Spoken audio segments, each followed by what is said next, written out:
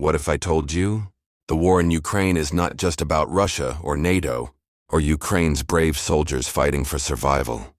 What if the fate of this war, its victories, its tragedies, even its possible end, could still be shaped by one man thousands of miles away?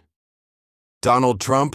Love him or hate him, his shadow is cast over every battlefield, every negotiation table, and every dollar America sends overseas. And that's the story you're about to hear.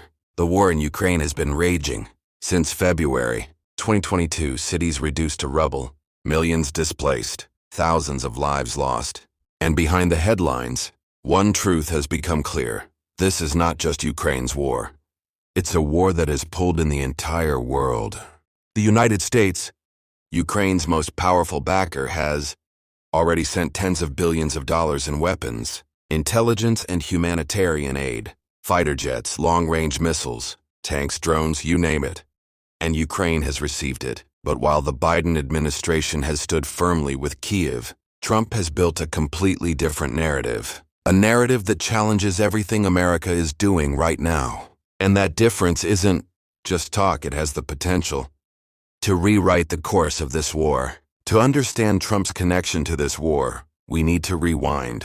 Back in 2019, Trump was accused of withholding military aid to Ukraine, nearly $400 million, while pressuring President Zelensky for political favors. That scandal became the heart of his first impeachment trial. It showed one thing: Trump saw Ukraine not as a distant ally, but as a bargaining chip in global politics. At the same time, Trump's relationship with Vladimir Putin raised eyebrows around the world.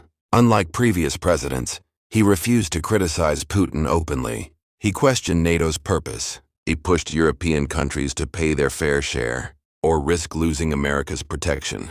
And whether you see him as bold or reckless, the truth is undeniable. Trump's worldview put him in a category of his own. When Russia's tanks rolled across Ukraine's border in 2022, President Biden rallied NATO allies, sent unprecedented aid, and declared America would stand with Ukraine for as long as it takes.